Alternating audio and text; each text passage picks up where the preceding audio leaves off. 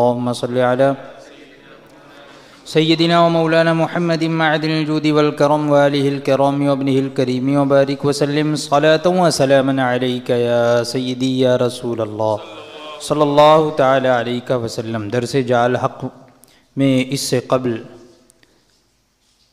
جو دروس ہوئے اس میں علم غیب سے متعلق تفصیل کے ساتھ علم غیب کی تعریف، اس کی قسمیں اور علم غیب کے ثبوت میں قرآن پاک کی چند آیات کریمہ، ان کی تفاسیر، ان کے معانی، ان کے مفاہیم، ان کی تشریح یہ بیان ہوئی۔ آج بھی چند آیات کریمہ بیان کی جائیں گی۔ اللہ تبارک و تعالی ارشاد فرماتا ہے وَمَا كَانَ اللَّهُ لِيُطْلِعَكُمْ عَلَى الْغَيْبِ وَلَكِنَّ اللَّهَ يَجْتَبِي مِن رُّسُلِهِ مَن يَشَاءُ، جس کا ترجمہ یہ ہے کہ اور اللہ کی شان یہ نہیں ہے کہ اے عام لوگو تم کو غیب کا علم دے۔ اللہ کی یہ شان نہیں ہے اے عام لوگو کہ تم کو وہ غیب کا علم دے۔ ہاں، اللہ چن لیتا ہے اپنے رسولوں میں سے جس کو چاہے، یعنی اپنے رسولوں میں سے جس کو چاہتا ہے، جتنا چاہتا ہے غیب کا علم عطا فرماتا ہے۔ قرآن پاک کی اس آیت کی تفسیر میں، تفسیر بیضاوی میں اس آیت کے ماتحت ہے کہ اللہ تبارک و تعالی تم میں سے کسی کو علم غیب نہیں دینے کا، یعنی اللہ کی شان یہ نہیں ہے کہ تم میں سے کسی کو علم غیب دے کہ مطلع کرے اس کفر و ایمان پر جو کہ دلوں میں ہوتا ہے۔ اللہ کی یہ شان نہیں ہے، لیکن اللہ تبارک و تعالی اپنی پیغمبری کے لیے جس کو چاہتا ہے چن لیتا ہے، پس اس کی طرف وحی فرماتا ہے اور بعض غیوب کی ان کو خبر دیتا ہے، یا ان کے لیے ایسے دلائل قائم فرماتا ہے جو غیب پر رہبری کرے، غیب پر مطلع فرماتا ہے یا غیب کی جانب رہبری فرماتا ہے۔ اللہ تبارک و تعالی جسے چن لیتا ہے، جس کا انتخاب فرما لیتا ہے۔ عام لوگوں کو وہ علم غیب نہیں عطا ہوتا، وہ غیب عطا نہیں ہوتا۔ تو اس سے یہ بات بالکل صاف ہو گئی کہ جیسا کہ ان دیابنا کے جو ہے وہ گرو گھنٹال نے یہ کہا معاذ اللہ کہ بعض علوم غیبیہ تو اس میں حضور ہی کی کیا تخصیص، معاذ اللہ ایسا علم غیب تو ہر صبی، مجنون اور چوپائے جانور، پاگل، اتنا تو سب کو ہوتا ہے معاذ اللہ رب العالمین۔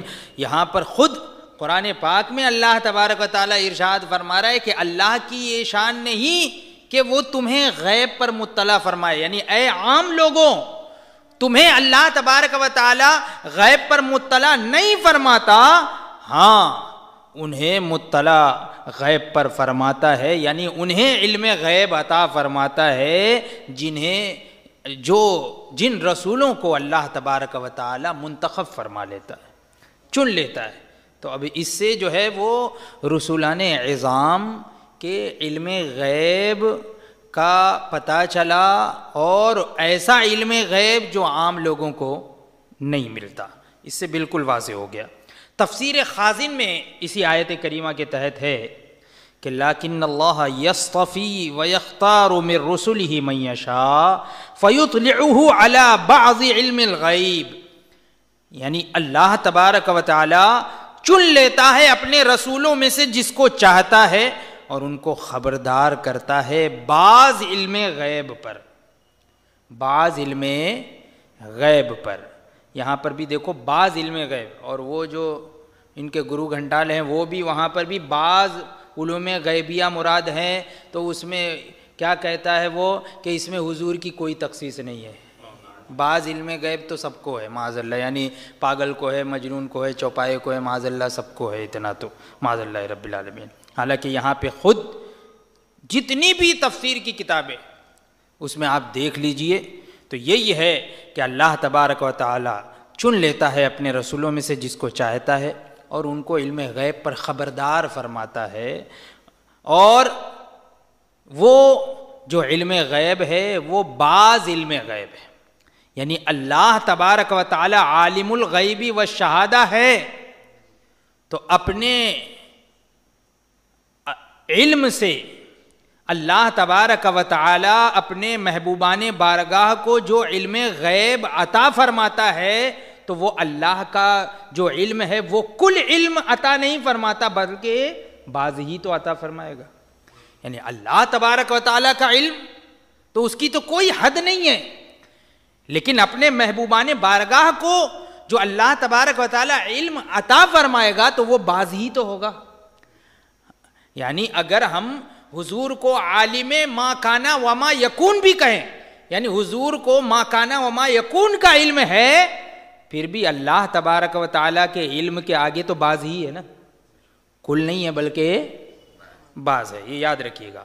فرماتے ہیں تفسیر کبیر میں اسی آیت کے ماتحت ہے کہ فَأَمَّا مَعْرِفَةُ ذَلِكَ عَلَى سَبِيلِ الْإِعْلَامِ مِنَ الْغَيْبِ فَهُوَ مِنْ خَوَاصِ الْأَنْبِيَاءِ. فرماتے ہیں کہ ان باتوں کا بطریق غیب پر مطلع ہونے کے جان لینا یہ انبیاء کرام کی خصوصیت ہے. یعنی غیب کے طریقے پر ان باتوں کا جان لینا اور مطلع ہونا تو یہ انبیاء کرام علیہم السلام کی ہی خصوصیات میں سے ہے. اور تفسیر جمل میں ہے کہ المعنی لیکن اللہ یجتبی ان یصطفی من رسلہ من یشاء فیطلعہ علی الغیب. فرماتے ہیں کہ معنی یہ ہیں کہ اللہ اپنے رسولوں میں سے جس کو چاہتا ہے چن لیتا ہے تو ان کو غیب پر مطلع فرماتا ہے. جلالین شریف میں ہے کیا ہے ترجمہ یہ ہے کہ اللہ تبارک و تعالیٰ تم کو غیب پر مطلع نہیں کرنے کا، یعنی اے عام لوگوں اللہ تبارک و تعالیٰ تم کو غیب پر مطلع نہیں کرنے کا، یعنی اللہ کی شان یہ نہیں ہے کہ عام لوگوں تم کو غیب پر مطلع فرمائے تاکہ فرق کرنے سے پہلے منافقوں کو جان لو، یعنی پہلے سے ہی تم جان لو. نہیں، اللہ کی شان یہ نہیں ہے، لیکن اللہ جس کو چاہتا ہے چھانٹ لیتا ہے، منتخب فرما لیتا ہے، چن لیتا ہے تو اس کو اپنے غیب پر مطلع فرماتا ہے. جیسا کہ نبی اکرم صلی اللہ تعالی علیہ وسلم کو منافقین کے حال پر مطلع فرما دیا. منافقین کا حال منکشف ہو گیا حضور پر کہ کون منافق ہے کون مومن ہے، کس کے دل میں ایمان ہے کس کے دل میں کفر ہے. حضور پر اللہ تبارک و تعالیٰ نے واضح فرما دیا.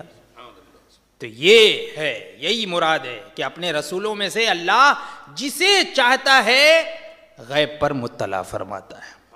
روح البیان میں ہے فَإِنَّ غَيْبَ الْحَقَائِقِ وَالْأَحْوَالِ لَا يَنْكَشِفُ بِلَا وَاسِطَةِ الرَّسُولِ. کیونکہ حقیقتوں اور حالات کے غیب نہیں ظاہر ہوتے مگر بغیر رسول اکرم صلی اللہ تعالی علیہ وسلم کے واسطے سے. یعنی جو بھی حالات کے غیب ہیں یا حقیقتوں کے حقائق کے جو غیوب ہیں، غیب کا معنی یعنی جو ہمارے احساسات ہمارے محسوسات سے دور ہو. حواس خمسہ جو ہے تو ہمارے حواس سے جو چیز جدا ہو دور ہو تو وہ ہمارے لیے غیب ہے.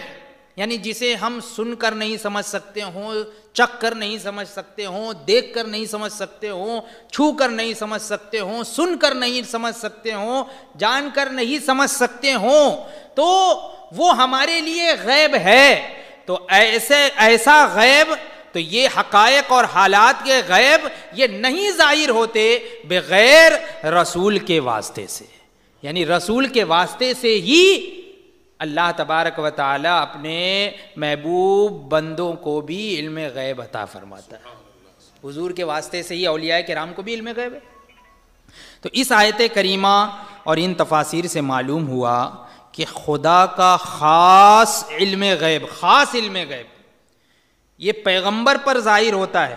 اور بعض مفسرین نے جو فرمایا کہ بعض علم غیب تو بعض غیب تو اس سے مراد ہے علم الہی کے مقابلے میں بعض، اللہ تبارک و تعالیٰ کے علم کے مقابلے میں بعض کا معنی ہوتا ہے تھوڑا کچھ، تو یہ جو بعض علم غیب کہا تو علم الہی کے مقابلے میں بعض کہا گیا، اور کل ما کانا وما یکون بھی خدا کے علم کا بعض ہے، یعنی ما کانا وما یکون کے پورا علم، اس کا یہ پورا علم بھی اگر کسی کے لیے مان لیا جائے تو یہ تو علم الہی کے مقابلے میں بعض ہی ہے، تھوڑا ہی ہے۔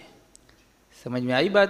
علم الہی کے مقابلے میں یہ قطرے کو جیسے سمندر سے نسبت ہے وہ بھی نسبت نہیں ہو سکتی اللہ تبارک و تعالیٰ کے علم، اور اس علم کے کو اس طرح کی بھی نسبت نہیں ہو سکتی ہے، کیونکہ اللہ کا علم تو اس کا علم ذاتی ہے، اور اللہ تبارک و تعالیٰ اپنے محبوبوں کو جو علم عطا فرماتا ہے تو یہ علم ان کا ذاتی نہیں ہوتا ہے بلکہ اللہ کی عطا سے ہوتا ہے۔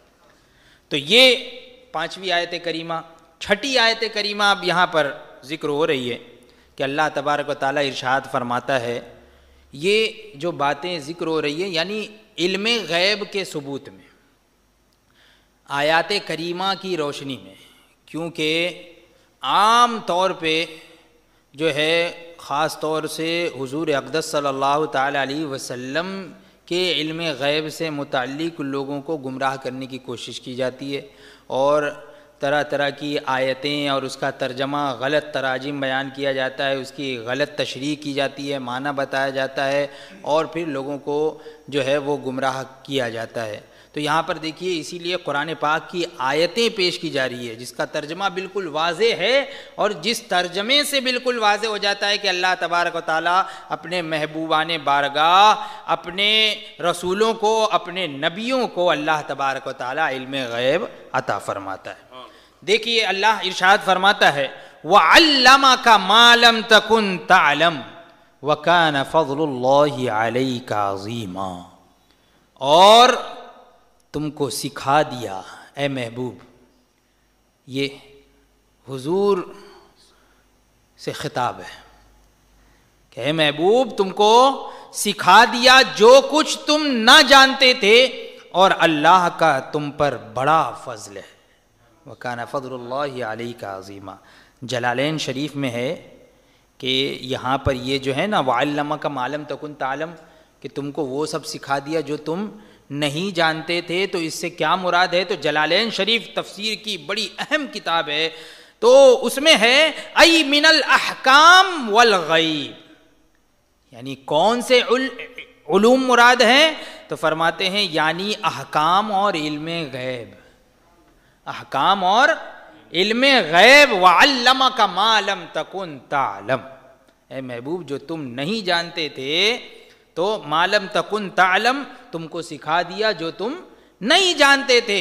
تو کون سی چیز نہیں جانتے تھے اور کون سی چیز اللہ تبارک و تعالیٰ نے اپنے محبوب کو سکھائی؟ تو تفسیر جلالین میں ہے یعنی احکام اور علم غیب، احکام اور علم غیب سکھایا۔ تفسیر کبیر میں ہے انزل اللہ علیک الکتاب والحکمت واطلعک علی اسرارہما واقفک علی حقائق ما، کہ اللہ تبارک و تعالیٰ نے آپ پر قرآن اتارا اور حکمت اتاری اور آپ کو ان کے بھیدوں پر مطلع فرمایا، غیوب پر مطلع فرمایا، اور ان کی حقیقتوں پر واقف فرمایا، حقیقتوں پر واقف کیا۔ تفسیر خازن میں ہے، اسی آیت کے تحت تفسیر خازن میں ہے کہ جس کا ترجمہ یہ ہے کہ یعنی شریعت کے احکام اور دین کی باتیں سکھائیں۔ وَعَلَّمَكَ مَا لَمْ تَكُنْ تَعْلَمْ، اس کا معنی کیا ہے؟ یعنی شریعت کے احکام سکھائے اور دین کی باتیں سکھائی، اور کہا گیا ہے کہ آپ کو علم غیب میں سے وہ باتیں سکھائیں جو آپ نہیں جانتے تھے، اور کہا گیا ہے کہ اس کے معنی یہ ہے کہ آپ کو چھپی چیزیں سکھائیں اور دلوں کے راز پر مطلع فرمائیں، اور منافقین کے مکر و فریب آپ کو بتا دیے، اور تفسیر مدارک میں ہے کہ من امور الدین والشرائع او من خفیات الامور وضمائر القلوب، دین اور شریعت کے امور سکھا دیے اور چھپی ہوئی باتیں دلوں کے راز بتا دیے، کس کے دل میں کیا ہے سب بتا دیے، اور قیامت تک آنے والے تمام لوگوں کے بارے میں بتا دیا ہے نا۔ اس سے پہلے یہ ذکر ہو چکا ہے اس سے پہلے والے درس میں۔ تفسیر حسینی بحر الحقائق سے اسی آیت کے ماتحت نقل فرماتے ہیں کہ علم ما کان و ما یکون ہست کے حق سبحانہ در شب اسرا بدا حضرت عطا فرمود الی آخرہ۔ مطلب اس کا ترجمہ یہ ہے کہ یہ ما کان و ما یکون کا علم ہے کہ اللہ تبارک و تعالیٰ نے شب اسرا شب معراج میں حضور اقدس صلی اللہ تعالی علیہ وسلم کو عطا فرمایا۔ یعنی یہاں پر جو وعلمک ما لم تکن تعلم، تو فرماتے ہیں کہ یہ علمک ما لم تکن تعلم، یہ ما کان و ما یکون کا علم یہاں مراد ہے کہ اللہ تبارک و تعالیٰ نے شب معراج میں حضور کو عطا فرمایا۔ چنانچہ معراج کی حدیث میں ہے کہ ہم عرش کے نیچے تھے کہ ایک قطرہ ہمارے حلق میں ڈالا، پس ہم نے سارے گزشتہ اور آئندہ کے واقعات معلوم کر لیے۔ سب کچھ گیا ہو گیا، آیا ہو گیا، منکشف ہو گیا، سب کچھ واضح ہو گیا، سب معلوم ہو گیا۔ جامع البیان قبل نزول ذلك من خفیات الامور، جامع البیان میں ہے کہ یعنی آپ کو وہ سب باتیں سکھا دی، بتا دی جو قرآن کے نزول سے پہلے آپ نہ جانتے تھے۔ قرآن کے نزول سے پہلے حضور نہیں جانتے تھے، وہ سب باتیں سکھا دی۔ تو اس آیت اور ان تفاسیر سے معلوم ہوا کہ حضور علیہ السلام کو تمام آئندہ اور گزشتہ واقعات کی خبر دے دی گئی، اس لیے کہ جو عربی ہے نا، ایک عربی گرامر اور اس کے جو ورڈز ہیں، جو اعرابی اور جو اعراب اور جو حروف ہیں، تو ان کے بھی الگ الگ معانی ہوتے ہیں۔ جیسے کہ یہاں پہ ہے وَعَلَّمَكَ مَا لَمْ تَكُنْ تَعْلَمُ، تو علمہ کے بعد ہے ما، علمہ کا ما، اور ما یہ عربی زبان میں عموم کے لیے آتا ہے۔ یعنی جس طریقے سے انگلش میں جو ہے نا وہ واٹ آتا ہے، واٹ ہے نا، وہ سوال والا واٹ نہیں بلکہ درمیان میں جو کچھ بھی، تو اس کے لیے واٹ استعمال ہوتا ہے، واٹ ایور ہے نا۔ تو اب یہاں پر ما یہ عموم کے لیے، یعنی جو کچھ بھی ہے، علمہ کا آپ کو سکھا دیا، ما لم تکن تعلم جو کچھ بھی آپ نہیں جانتے تھے، تو نہیں جاننے میں جو بھی آپ نہیں جانتے تھے سب سکھا دیا۔ سمجھ میں آئی بات؟ یعنی یہ عموم ہے، اس میں کسی کی تخصیص نہیں ہے کہ ہاں یہ سکھا دیا، یہ نہیں سکھایا، یہ سکھایا، یہ نہیں سکھایا، بلکہ عموم ہے۔ اور یہ اصول ہے، یہ قاعدہ ہے کہ جب بھی لفظ عام ذکر ہوتا ہے تو وہ عموم کا فائدہ دیتا ہے، یعنی ما اور من یہ عموم کا فائدہ دیتا ہے۔ یعنی اگر اس میں کسی طرح کی تخصیص اگر نہیں کی گئی ہے تو تمام افراد اس میں شامل ہوتے ہیں، اس کے تمام افراد، یعنی جو اس میں آ سکتے ہیں سب آ جاتے ہیں۔ تو وَعَلَّمَكَ مَا لَمْ تَكُنْ تَعْلَمْ، کلمہ ما عربی زبان میں عموم کے لیے آتا ہے۔ تو آیت سے یہ معلوم ہوا کہ شریعت کے احکام، دنیا کے سارے واقعات، لوگوں کے ایمانی حالات وغیرہ جو کچھ بھی آپ کے علم میں نہ تھا سب بتا دیا۔ اس میں یہ قید لگانا کہ اس سے مراد جو ہے وہ صرف احکام ہیں، یہ اپنی طرف سے قید لگانا ہوا، یہ تو آپ قید لگا رہے ہو۔ ہاں، وہاں تو کلمہ ما عام ہے، عموم پر دلالت ہو رہی ہے، تو پھر آپ اس سے احکام ہی کیوں مراد لے رہے ہو؟ ما کا معنی واٹ ایور، جو بھی کچھ، تو جو قرآن و حدیث اور امت کے عقیدے کے خلاف ہے جیسا کہ آئندہ بیان ہوگا. یعنی یہ قید لگانا کہ یہاں پر ماں سے مراد صرف احکام ہیں تو یہ قرآن و حدیث اور امت کے عقائد کے خلاف ہے. انشاءاللہ تبارک و تعالی آئندہ بیان ہوگا. اسی طریقے سے قرآن پاک میں یہ بھی ارشاد ہوا کہ ما فرطنا فی الکتاب من شیء، ہم نے اس کتاب میں کچھ اٹھا نہ رکھا. اس کتاب میں کچھ اٹھا نہ رکھا. ان القرآن مشتمل علی جمیع الاحوال، تفسیر خازن میں ہے ان القرآن مشتمل علی جمیع الاحوال، یعنی قرآن کریم تمام حالات پر شامل ہے. کچھ بھی اٹھا نہ رکھا. کیا مطلب؟ یعنی کچھ اس میں سے ایسا نہیں ہے کہ الگ کر دیا کہ نہیں اس کو نہیں بیان کیا، بلکہ ہر چیز کو بیان کر دیا. کچھ اٹھا نہ رکھا کیا مطلب؟ تو تفسیر خازن میں ہے کہ قرآن کریم تمام حالات پر شامل ہے. تفسیر انوار التنزیل میں اسی آیت کے ماتحت ہے کہ اس کا معنی یہ ہے کتاب سے مراد لوح محفوظ ہے. ما فرطنا فی الکتاب من شیء، یہ قرآن پاک کی آیت ہے. تو فی الکتاب قرآن پاک میں آیا. تو یہاں کتاب سے مراد کون سی کتاب ہے؟ تو تفسیر انوار التنزیل ہے تو اس میں فرماتے ہیں کہ یہاں پہ کتاب سے مراد لوح محفوظ ہے، کیونکہ یہ لوح محفوظ ان تمام باتوں پر شامل ہے جو عالم میں ہوتا ہے، ہر ظاہر اور باریک، اس میں کسی حیوان اور جماعت کا معاملہ چھوڑا نہیں گیا، یعنی ہر چیز کا معاملہ حالات سب بیان ہو گئے. تو یہاں پر لوح محفوظ مراد ہے. اور تفسیر عرائس البیان میں اسی آیت کے ماتحت ہے، یعنی اس کتاب میں مخلوقات میں سے کسی کا ذکر نہ چھوڑا ہے، لیکن اس ذکر کو کوئی نہیں دیکھ سکتا مگر وہ جن کی معرفت کے انوار سے تائید کر دی گئی. معرفت کے انوار سے، انوار معرفت سے جن کی تائید کر دی گئی ہو تو وہ بھی رب کی عطا سے جان لیتے ہیں.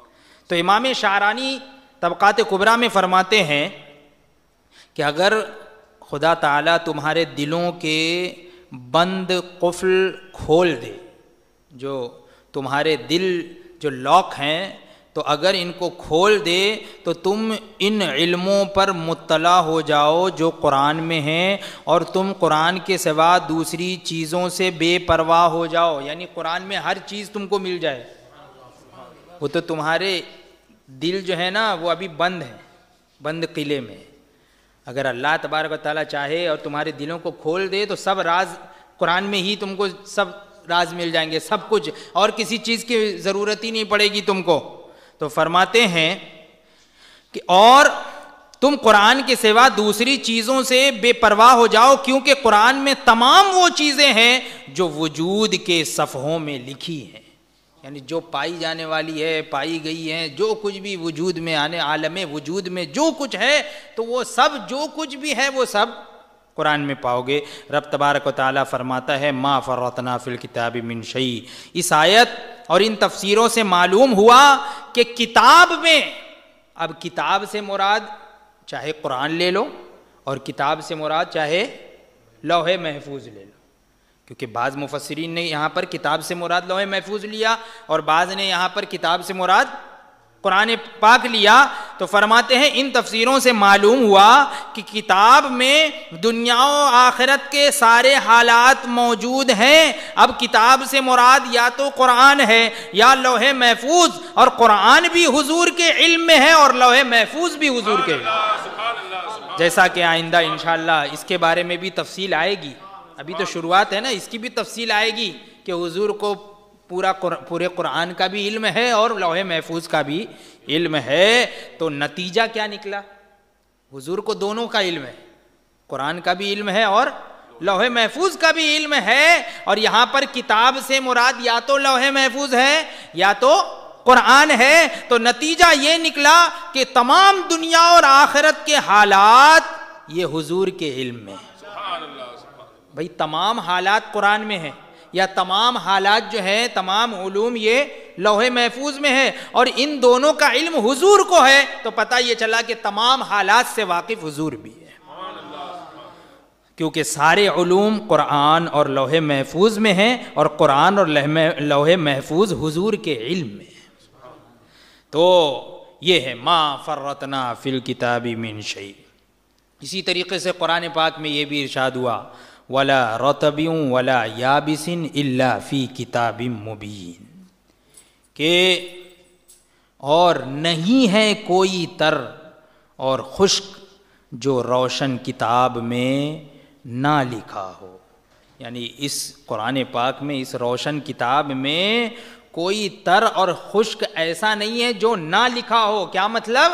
یعنی ہر چیز کا بیان قرآن میں، اس کتاب مبین میں ہر چیز کا بیان ہے، خشک و تر میں سے کوئی ایسی چیز نہیں ہے جو جس کا بیان اس میں نہ ہوا ہو۔ انشاءاللہ تبارک و تعالی اس آیت کریمہ کی تفسیر انشاءاللہ آئندہ بیان کریں گے، اور بھی چند آیات کریمہ بیان کی جائیں گی جو علم غیب کے ثبوت میں ہے، اور یہ تو چند آیات کریمہ یہاں بیان کی جائیں گی، ورنہ تو جو ہے وہ سارا قرآن ہی حضور کی نعت میں۔ سبحان اللہ۔ اگر دیکھا جائے، عشق کی نگاہ سے دیکھا جائے تو ہر آیت میں حضور کی نعت نظر آئے، ہے نا، ہر آیت میں حضور کی نعت نظر آئے۔ یعنی اگر وہاں پر کافروں کا بھی بیان ہے، منافقوں کا بھی بیان ہے، تو ان کا رد ہو رہا ہے، اور یہ رد بھی ایک طریقے سے حضور کی نعت ہی ہے نا۔ بھئی دشمن احمد کا رد کرنا، حضور کے دشمنوں کا رد کرنا، یہ بھی تو ایک تعریف ہے، ایک نعت ہی ہے۔ تو اسی لیے علماء فرماتے ہیں کہ سارا قرآن ہی نعت پاک ہے۔ تو یہاں پر چند آیات کریمہ علم غیب سے متعلق ابھی بیان ہوئی۔